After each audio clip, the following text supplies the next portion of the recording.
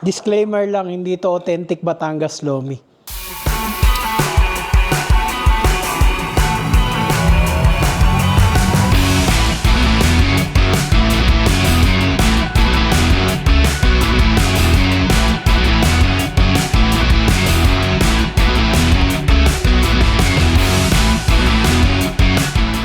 Ayaw tumigil ng maulan na panahon ngayon. Magluto na lang tayo ng lomi na bagay sa maulan na panahon.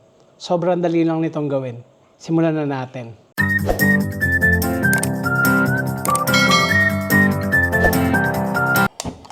Bali una natin gagawin, ipiprito lang natin yung mga toppings. So unahin natin prituhin yung mga squid balls.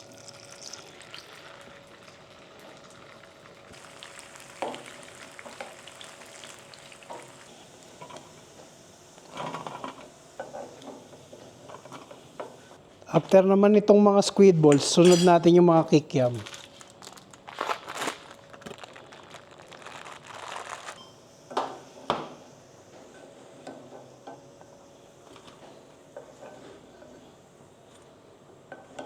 Then isa-set aside lang muna natin siya. Sunod natin gagawin, magigisa naman tayo ng bawang.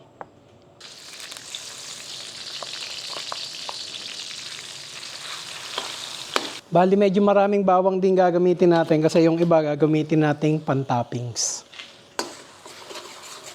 So kapag brown na yung mga bawang natin, nahanguin lang natin yung mga pan-toppings. So titira lang natin yung iba. Susunod na rin natin ilagay yung sibuyas. Then gigisahin lang natin.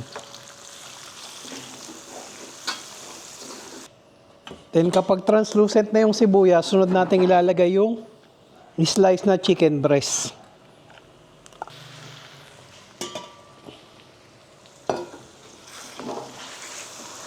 Pagkatapos, maglalagay tayo ng patis. Maglalagay din tayo ng black pepper. So, sangkutsahin lang natin to ng mga 5 minuto. After 5 minutes, lalagay naman natin tong mga atay ng manok.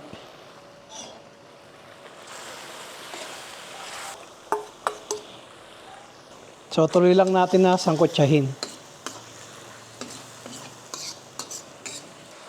After nun, susunod naman natin ilalagay yung mga carrots.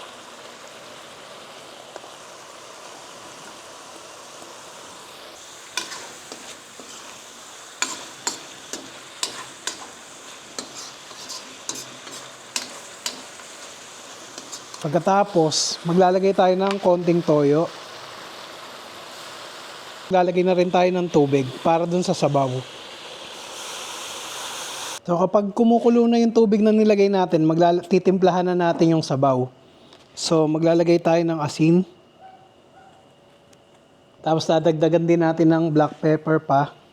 Then since wala tayong chicken stock, gagamit tayo ng Knorr chicken cubes. 2 cubes yung gagamitin ko.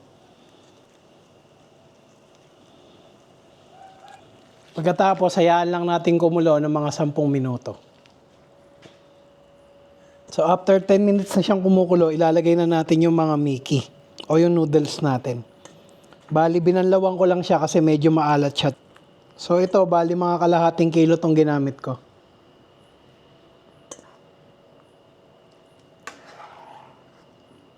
Kapag kumukulo na siya, susunod nating ilagay yung mga repolyo.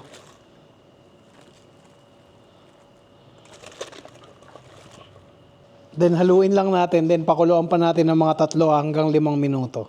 So kapag half cook na yung mga repolyo natin, ang gagawin naman natin ngayon, papalaputin na natin yung sabaw. So meron ako ditong ginayak na cornstarch slurry. So ilalagay lang natin siya ng dahan-dahan. Then tatansyahin natin na kung gaano natin kalapot gusto yung lomi.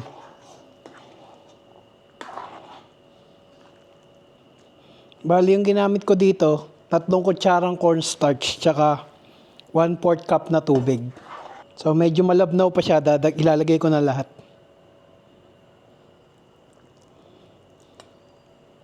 So nakita nyo, medyo lumapot na yung sabaw natin, hayaan lang natin kumulo pa ng mga ilang minuto. Kapag nakuha na natin yung gusto nating lapot, maglalagay naman tayo ng itlog. So 3 pirasong itlog.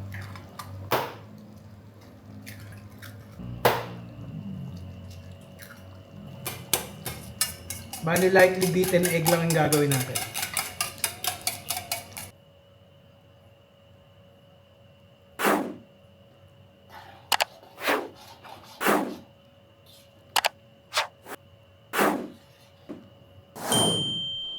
At pagkayari ng mga 2 minuto, ready na ang ating lomi. Disclaimer lang, hindi ito authentic Batangas lomi. Ito yung version ng lomi na niluluto namin sa bahay. So plating na natin to.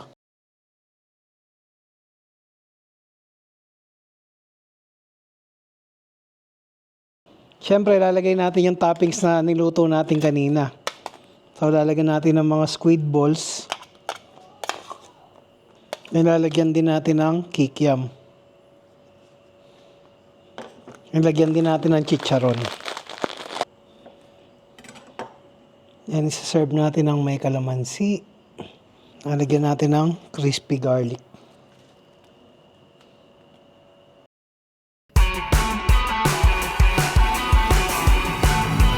Bali, ito na yung lomi na nagawa natin. Nakita nyo, sobrang dali niya lang gawin.